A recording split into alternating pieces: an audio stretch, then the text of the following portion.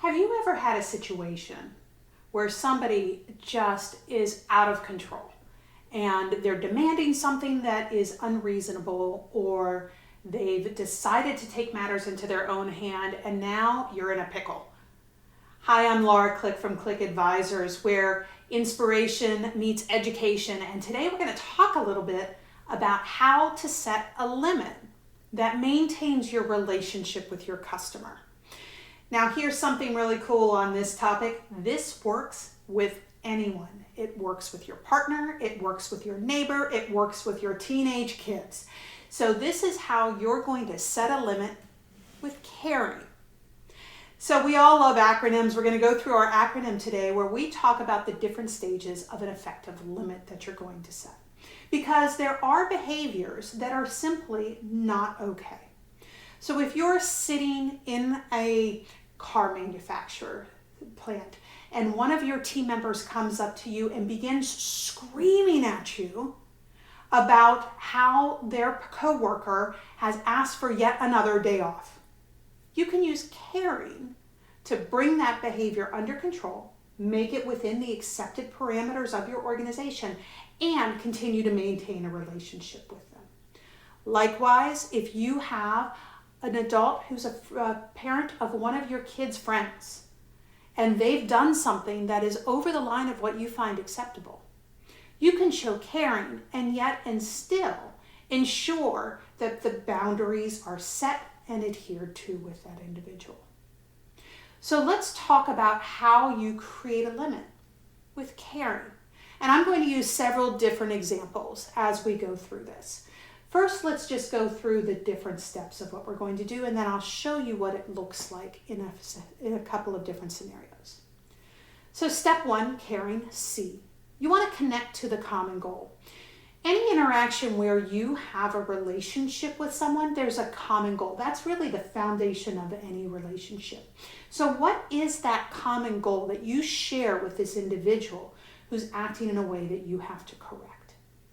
The next step is you need to advise them of the behaviors that you've observed and what's the impact to your relationship. They want to have a relationship with you as well. And so making sure you kind of point out what that impact is once you identify those behaviors is very, very important. If this is the second or third time you've had to have this conversation, your R is that you want to review any previous conversations you have. You may also need to review standards of behavior or expectations that have been put forth by your company, by your organization, or within your house rules if you're talking to your teenager. Once you do that, your I is that you're going to indicate what is the requested change. So what is it that I'm telling you I want you to do differently? And you're going to be pretty specific in that conversation, really speaking from a behavioral perspective, not from a generalized perspective. So for example, you're not going to tell someone, I need you to be nicer. What is nice? Nice is very subjective. You're going to be very concrete in what you're telling them to do. I need you to stop shouting and using profanity. We're not creating a good relationship of trust if you're screaming at me and using profanity. So very specific. What is the behavior you want them to change? Next, you're going to negotiate a solution if that's possible. So if you're saying, I need you to do this, and they say, I can't do that, then you're going to actually ask them, what suggestions do you have for maintaining the parameters behavior that have been outlined here, but having a good solution towards that common goal that you started with? Finally, the G. Sometimes you need to get help. And if you need help, you need to get help. No one should be put in a position of danger or risk. In today's world where hate clicks fuel algorithms and it seems to be perfectly acceptable to have violence in our society, there are going to be symbols and signs that mean you're done and this interaction is done and we need additional resources to be present to complete this. Especially when you're handling an external customer coming into your organization, there are certain lines that cannot be crossed. And I will tell you that it's better for the relationship to define very clearly that's a line you can't cross. You cannot threaten someone. You cannot strike someone. You cannot throw anything at anyone. Those are unacceptable behaviors that mean that you need to terminate your relationship with the individual. If you're in a setting where you can't terminate the relationship, and in a concrete setting is my background, healthcare. In healthcare, if someone is ill and in a bed, you can't throw them out of the hospital. That's not something that you can do. In that situation, we actually will bring security officers on site and in the room with our caregivers to ensure their safety. So let's look at what does that look like if you put it all together. And I'm going to tell you a personal story to illustrate this situation. I don't know if you've ever had a teenage daughter. I have. She's now in her 20s. She's a wonderful human being. We've gotten through those tough years. But when she was about 14, she went through a bit of an existential crisis. She was in the in crowd. So my daughter is a beautiful young woman. She was an athlete. She was a straight A student. And as somebody who really had all the ingredients to be one of the populars, she fell right into that popular crowd.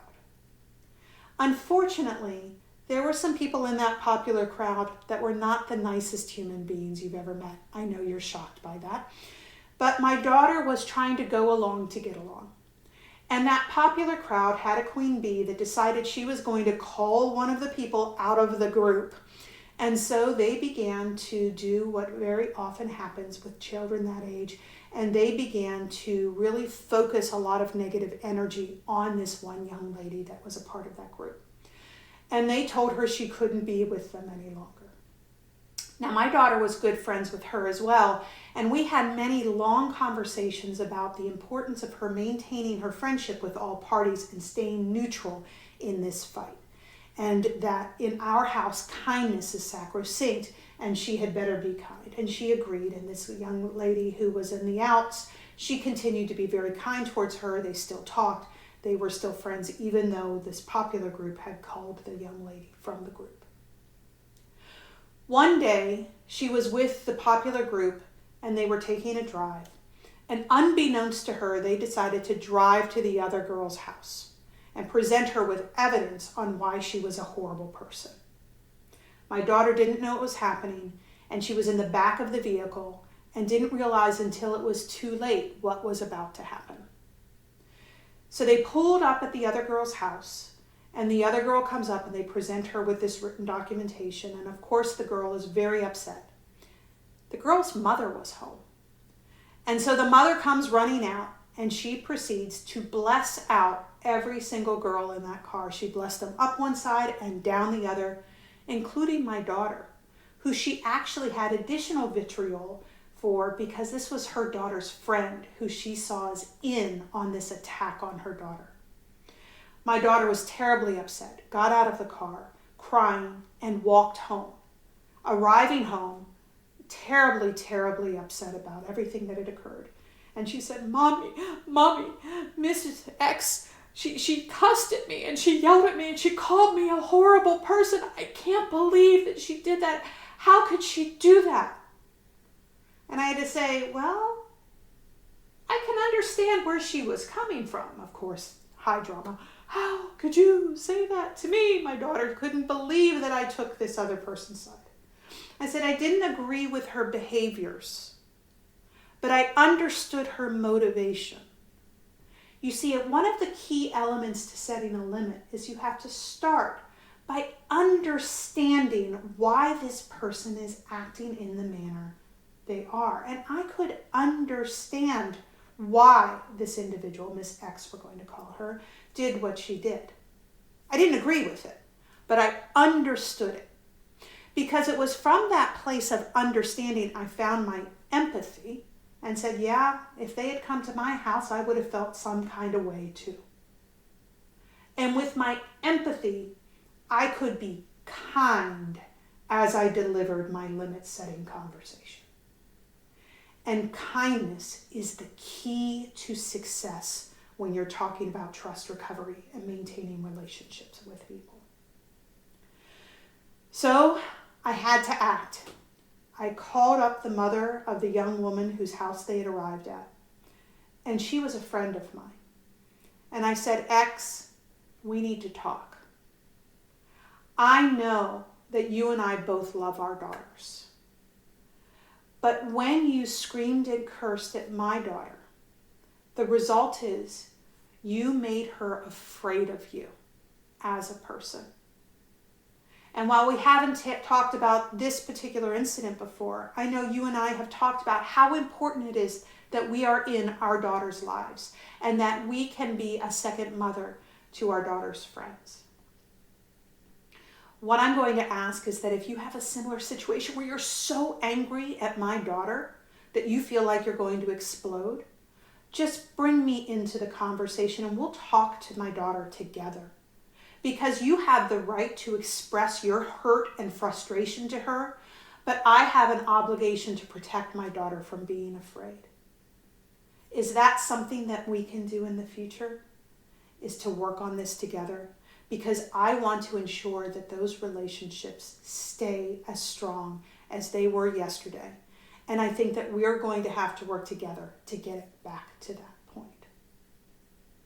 Now, I didn't need to get help because X and I were able to have that conversation. It didn't go that smoothly. She cried a lot. I cried a little. I empathized with, it was a rotten thing for those girls to do, to go and ambush your child at her house. But through those caring steps of limit setting, I made it very clear that my expectation was that respect was going to be a key part of your relationship with my child if that relationship was going to be maintained. So I hope this was helpful to you. Remember, you can show caring to anyone who's in your life. You can show caring to your customers. You can show caring to your colleagues. You can show caring to your team. And through those caring steps, you can take a highly volatile situation that's destroying a trust bond, and you can turn it into a collaborative relationship that strengthens your trust bond with others. So if you found this helpful, go ahead and give me a quick follow. Like it if you like, mostly because I'm going to continue to give you simple tips that you can use in your everyday life that will improve your relationships with your customers and others as a side benefit. Thanks again. This is Laura Click signing off. I hope that you have a caring day. To get more information on how Click Advisors can assist you, go to clickadvisors.com. That's click with a K, advisors.com. Thank you again for your time and attention, and I wish you the very best today.